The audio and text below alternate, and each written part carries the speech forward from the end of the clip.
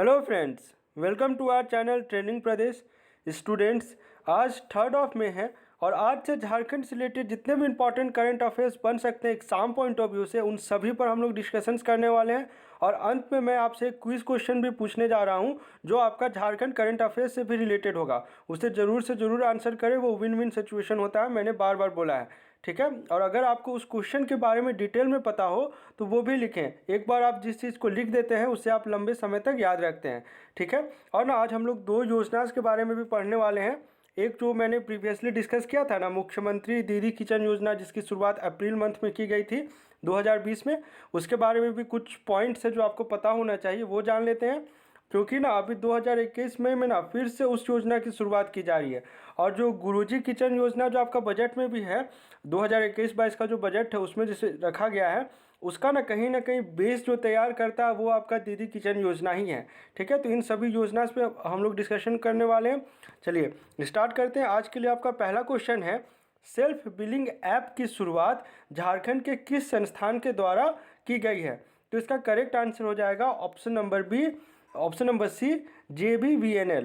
JBVNL का full form याद रखिए, झारखंड बिजली वितरण निगम लिमिटेड। ठीक है, और ये JUVNL जो है ना, ये दोनों में कंफ्यूज नहीं होइएगा, ये दोनों ही झारखंड की ही गवर्नमेंटल ऑर्गेनाइजिंग बॉडीज़ है। लेकिन JUVNL का फुल फॉर्म होता है झारखंड ऊर्जा विकास निगम लिमिटेड। ये जो है ना, अगर आप में से अगर किन्हीं का इंजीनियरिंग बैकग्राउंड रहा है तो इसमें से रिलेटेड आपका 2016 में एक एग्ज़ाम भी हुआ था, तो जो कि आपका इंजीनियरिंग से रिलेटेड था। ठीक, तो अगर जो इंजीनियरिंग बैकग्राउंड के है वो इस डिपार्टमेंट को अच्छे से जान रहे होंगे। तो अब ना इसके बारे में थोड़ा सा जान ले कि ये जो सेल्फ बिलिंग ऐप है ना, ये ऐसा नहीं है कि इसका शुरुआत अभी किया गया। अभी क्या है ना, इसका जो ड्यूरेशन है उसे बढ़ाया गया है। इसे समझिए आप, जो पहले का जो था ना, उसमें क्या था कि लोग जो है ना अपने आप से इस जो ऐप को इंस्टॉल करने के बाद अपना जो मीटर था ना, बिजली मीटर, उसे वो खुद से ही पढ़ सकते थे, बिल जनरेट करके ऑनलाइन पेमेंट कर सकते थे। तो उसका जो ड्यूरेशन था ना, वो आपका हर महीने के 20 से 28 तारीख तक के बीच था। लेकिन अभी क्या डिसाइड किया गया, क्योंकि कोरोना काल है ना, तो उसमें बहुत सारा जो है ना मीटर जो रीडिंग होता है, जो मीटर रीडिंग करने आते हैं वो अभी नहीं जा पा रहे हैं कहीं पर, तो बहुत सारा गैप हो जाएगा। उसी को देखते हुए जो है ना, ये इनिशिएटिव लिया गया आपका झारखंड बिजली वितरण निगम लिमिटेड के द्वारा कि ये जो ड्यूरेशन है ना, जो पहले सिर्फ 8 दिनों का हुआ करता था, उसे अब पूरा महीना भर के लिए कर दिया गया है। ठीक है, अब ना थोड़ा पॉइंट वाइज इसे समझ लेते हैं। JBVNL की ओर से उपभोक्ताओं के लिए सेल्फ बिलिंग ऐप की सुविधा अब महीने के सभी दिनों के लिए शुरू कर दी गई है। पहले महीने के 20 से 28 तारीख के बीच ही लोग खुद के जरिए बिजली बिल निकाल सकते थे या जनरेट करते थे। ऐप के जरिए आप न केवल मीटर रीडिंग के अनुसार बिजली का बिल जनरेट कर सकते हैं, इस ऐप के जरिए ही बिजली बिल का ऑनलाइन भुगतान भी किया जा सकता है। तो ये काफ़ी इंपॉर्टेंट इनिशिएटिव जो अभी है वो लिया गया। सेकेंड क्वेश्चन है आपका, किस जिला प्रशासन की ओर से CHC कोविड केयर वैन की शुरुआत की गई है? ये ऐसा वाला है, ठीक ना, CHC नहीं है, ये दूसरा होता है, ये दूसरा है। तो ये जो शुरुआत की गई है ना, आपका रांची जिला प्रशासन के द्वारा किया गया है। और जो फ्लैग ऑफ कहते हैं ना हम लोग, जो होता है गाड़ी को रवाना करने वाला जिस समय किया जाता है, वो किया गया है आपके रांची के DC जो है छवि रंजन, उनके द्वारा किया गया। छवि रंजन, रवि रंजन मैं बार बार बोलता है, इसमें आप कंफ्यूज हो सकते हैं। रवि रंजन जो है ना, वो आपके अभी झारखंड के जो झारखंड हाईकोर्ट के जहाँ चीफ जस्टिस हैं। अब कुछ पॉइंट बस देख लेते हैं। हाँ, ये जो मैं बोल रहा था ना, ये फोटो और यहाँ पे देख सकते हैं, CHC covid van, covid care van. अब इसका ऑब्जेक्टिव क्या है, क्यों शुरुआत किया गया, इन सभी पॉइंट्स पे चर्चा कर लें थोड़ा। रांची जिला प्रशासन की ओर से CHC कोविड केयर वैन की शुरुआत की गई है। इसका उद्देश्य क्या है, लोग कम से कम घर से बाहर निकले, क्योंकि बाहर का माहौल तो आप सभी को पता ही है ना, बहुत ही ख़राब है अभी सिचुएशन झारखंड का। तो इसमें कम से कम बाहर निकले और ज़रूरत के सभी सामान लोगों के उनके डोर स्टेप तक पहुंच जाए। तो अगर ऑब्जेक्टिव अगर आप सिंगल वर्डिंग्स में देखें तो ऑब्जेक्टिव है डोर स्टेप डिलीवरी। जो भी इंपॉर्टेंट सामान का, अब कौन कौन सा सामान है ये भी सवाल उठता है ना, तो उसे भी देख लेते हैं। हाँ, ये इनॉग्रेशन जो करा गया, CHC कोविड केयर वैन की शुरुआत रांची के DC छवि रंजन के द्वारा विभिन्न प्रखंडों के लिए इस वैन को रवाना किया गया है। इस माध्यम से लोगों को कई तरह की सुविधाएं उपलब्ध होंगी। अब कौन कौन सी सुविधा, इसे जान लीजिए। इसमें मुख्य रूप से basic Covid care medicine kit, Covid vaccination के लिए रजिस्ट्रेशन, जो आपका कोविन वाला ऐप है ना, आप खुद से भी कर सकते हैं। टेलीमेडिसिन, डिजिटल पे द्वारा पैसे की निकासी, सीएससी ग्रामीण ई स्टोर द्वारा आवश्यक वस्तुओं की होम डिलीवरी कराई जाएगी। तो ये सारे इनिशिएटिव्स उसमें रखा गया है। और एक बात जो इसमें मैंने नहीं मेंशन किया वो मैं आपको बोल देता हूँ कि जो कोविड टेस्टिंग है ना, इसको इसमें इंक्लूड नहीं किया गया है। जो रांची जिला प्रशासन है वो ये जो स्टेप लिया गया है ना, जो इनिशिएटिव कह लीजिए या स्टेप कह लीजिए, इसे ना 15 से 20 दिनों तक ना इसे एग्जामिन करेगी और ये कितना सक्सेसफुल हो पा रहा है, इसका अप्रोच कितना है और ये प्रॉपरली इम्प्लीमेंट हो पाया या नहीं। अगर इसका कुछ पॉजिटिव आउटकम आता है ना इस इनिशिएटिव का, तो इस जो वैन जो शुरुआत की गई है उसमें आपका कोविड टेस्टिंग की फैसिलिटी को भी इससे जोड़ा जाएगा। अभी फिलहाल के लिए इतना सुविधा इसमें रखा गया है।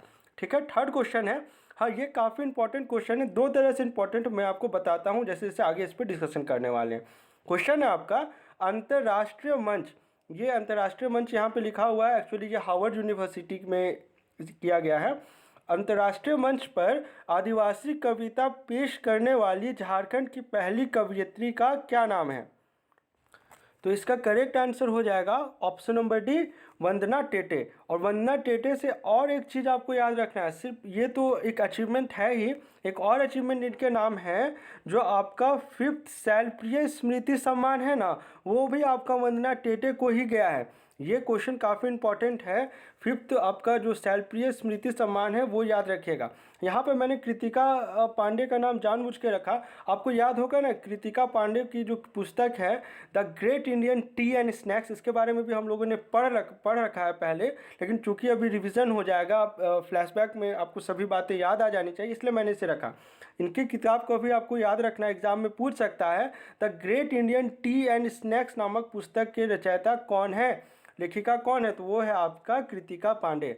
ठीक है, चलिए अब कुछ पॉइंट वाइज समझ लेते हैं, क्योंकि इनके ना काफ़ी ज़्यादा अचीवमेंट्स है जो आपको पता होना चाहिए।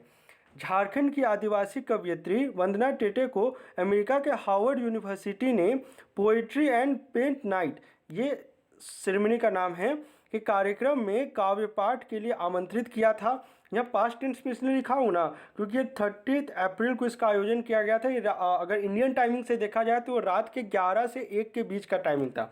यह पहला मौका था जब हार्वर्ड जैसे अंतर्राष्ट्रीय मंच पर आदिवासी कविता की पेश की गई थी, आदिवासी कविता पेश की गई थी। जल जंगल जमीन और इससे लेकर आंदोलन पर दर्जनों किताबें लिख चुकी हैं रांची के रहने वाली वंदना इस वर्चुअल आयोजन में अपनी कविता पेश की। इन्होंने यह अंतर्राष्ट्रीय काव्य पाठ का आयोजन जो किया गया था 30 अप्रैल को किया गया था, टाइमिंग मैंने आपको बता दिया। क्या ये इसमें अकेली थी? नहीं, इसमें 2 और लोग थे। कौन कौन थे इसे जान लीजिए।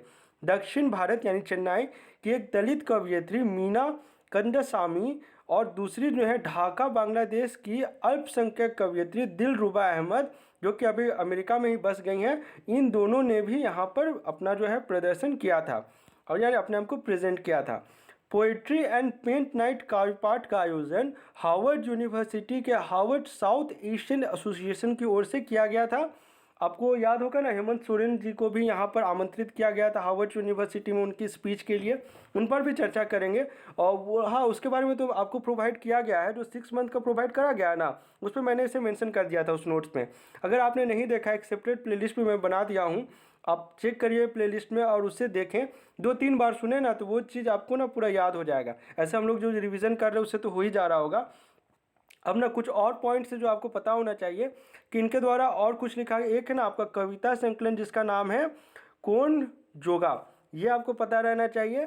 और जो है इसमें एक नई किताब है आपकी आर्चरर की पत्थलगढ़ी और आदिवासियत, जो अंतर्राष्ट्रीय प्रकाशन संस्थान नोशन प्रेस में छापी गई है। इसी मंथ की फरवरी की बात है ये। उसके बाद है आपका एक और अचीवमेंट है इनका कि 16 ईयर्स से ये बहुभाषीय त्रैमासिक यानी कि 3 महीने वाले जो है पत्रिका झारखंडी भाषा साहित्य अखड़ा निकाल रही हैं, और एक है वो अखड़ा संगठन की महासचिव भी रही हैं। तो ये सारा पॉइंट्स ना इंपॉर्टेंट होता है, क्योंकि ये काफ़ी अवार्डी है, इनको काफ़ी अवार्ड्स मिल चुका है। ठीक है, तो उम्मीद करते हैं ये सारा पॉइंट्स क्लियर होगा। अब ना कुछ हम लोग रिविज़न कर लेते हैं। 5th पॉइंट है आपका धनबाद की अनुषा ठाकुर को उनकी किताब के लिए, किताब का नाम क्या है? मीट अल्टरनेटिव मार्केट पुस्तक को शाकाहार लेखन की पुस्तक के लिए प्रसिद्ध विश्व स्तरीय कॉमरेंट अवार्ड के लिए नामित किया गया था। ये अप्रैल 2020 की बात है। यहाँ पे ना थोड़ा सा स्पेलिंग मिस्टेक है, कॉमरेंट ऐसे लिखा जाएगा, ठीक है, समझ गए होंगे। और ये ना जो ऑस्कर हम लोग के कैसे फिल्म जगत की सबसे बड़ी अवार्ड होती है ना, उसी प्रकार ये जो अवार्ड है ना, ये खाद्य श्रृंखला में ऑस्कर के बराबर का इसे माना जाता है। तो नॉमिनेट होना भी अपने आप में बहुत बड़ी बात है, ठीक है। चलिए, हाँ, ये जो योजना है इसके बारे में थोड़ा डिटेल में पढ़ते हैं।